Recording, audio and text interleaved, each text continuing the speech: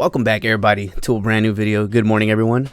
Today, everybody, we had a nice little green day. Just wanted to go over a quick day trade recap. Also, yesterday's trade. I might not go over yesterday's just because we took an L. We lost about like 19 bucks yesterday. It was just actually let me show you guys, bro. Let's just go straight to the charts. I want to show you guys exactly what happened to me pretty much yesterday. So check this out. So I took a put, right? I bought a put around this area when I seen some rejection, and then what ended up happening is it popped up, so it kind of like faked me out a little bit. So what I did was I just exit out. I just pretty much exit out the trade, and exactly what it did, it just fell all the way down to VWAP. So that would have been a nice little profit right there. I wouldn't have won too much on it, but it would have been a winner, a decent sized winner, at least like 20-30 bucks. Today, everybody, oh man, I took a solid setup. Look, let me show you guys today. So let's start off with the 30-minute chart. So check this out. So what I usually do, again, I usually go to the daily chart, 4-hour chart, hour chart. But since I'm a scalper, I just be looking like at the 30 to 15-minute chart, and that's pretty much how I decide where am I going to trade. So if you guys see right here, yesterday's high was 402.88. So as soon as it opened, it was, let me see, actually, let's go to a smaller time frame. So as soon as it opened, this is exactly what it did. It started going up, and then you guys could see right there, man, you got two nice fat wicks. We're at exactly at the yesterday's high. So if people are gonna take sell orders right there, they're gonna short around this price area right here, and it's showing weakness right here too, it's most likely gonna do the same thing. So that's exactly what it did. But man, we took a nice setup, but we cut our winner short. So again, check this out. Let me show you guys. We took the 401 strike SPY puts, bought it for 203, sold it for 216, so made about $13 profit. But check this out. Look, we took it at 631, and we sold it at 639. So let's actually go down to the 2-minute chart, just because I never showed the 2-minute chart. Look at that. This is so clean, man. Like, I entered the trade. Let's see. Let's actually go to the 1-minute chart. But I mean, you guys could clearly see right there, that's like a nice little flag pattern right there. So we entered 31. So we entered this candle right here. As soon as I seen it wick down, just because we had a previous resistance before, so I'm like, bro, you know what? Let me actually take a little put. And worst comes to worst, what I'll do is I'll put my stop loss, my mental stop loss above, like, when if it hits 403 and it stays around the area, that's it. So I was only risking about like maybe like 30 cents, right? So yeah, either way, if it would have popped up and if it would have broke all these wicks right here, I would have just took an exit, nice little quick exit.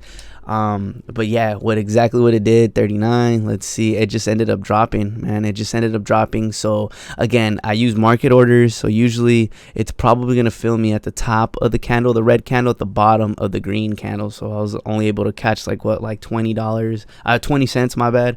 And then with the contract that I took, I think the delta was around like 0.4 or something like that. So I don't think I was gonna make too much on it. So, but I'm surprised, I made around like 13 bucks. But check this out, you guys. Exactly what it did. It came back up, it retested it, rejected it once again, and then boom, look at that. Look how beautiful it dropped. It dropped like, bro, this could have been 100%. Yesterday, it could have been a nice fat, at least 20 to 30% on the contract that I bought. Today would have been at least like 100%. Because when I checked it, I'm like, dang, bro, all I had to do is, again, wait a couple minutes. So let's go to the 2-minute. This is exactly where I seen the pattern. So what I usually have the 5 to 15 right here, and then I have another monitor which shows the 2 and the 3-minute. So I'm just kind of back and forth, just mainly looking at this monitor because this is the shorter time frame, and this monitor right here is just like, I'm looking at everything, looking at the time and sells, I'm looking at the RSI, stuff like that, right? But again, I'm just mainly just a price action trader. Like, I trade what I see. I pay attention to the news. This week was going to be busy with news. But then again, it's just like, bro, I just really just look at the charts, and I make sure that I wait for the announcement, and then I just wait to see how the market reacts. But other than that, I mean, look at this, man. It just cannot get more cleaner than this, bro. Like, yeah, it could have popped up, but at the same time, it's just like, bro, it showed weakness. It was overbought, and so yeah, man, look at that. Look at that beautiful flag. So yeah, if this would have broke this up here, I would have for sure just took an L, bro. It would have been a small L, like under $10 L, right? And then look at that, bro. It just straight dropped. And my dummy, like, bro, I'm such a dummy sometimes. Like, bro, I'm just like, all right, you see a little wick right here. You got some support right here. So I think what I'm gonna do is I'm gonna take my trade right there. I took a market order, so obviously I'm probably gonna get filled at the top of the candle. And what did it do? It just kept dropping and dropping and dropping. And yeah, man. So once again, man, you guys see it right here, man. Proof that all I really got to work on is just my psychology. Got to work on my patience. Got to make sure that, once I'm in a winter, bro, like, just stay, just relax, just chill. And I'm not going to lie, sometimes these indicators, I've noticed over time that these indicators do kind of, once I see it hit and it starts rejecting in my mind, I'm just like, all right, let me just take that off, right? So I think over time, what I'm going to end up doing is I'm going to end up removing the EMAs. I'll probably keep the VWAP because I know the VWAP is super important.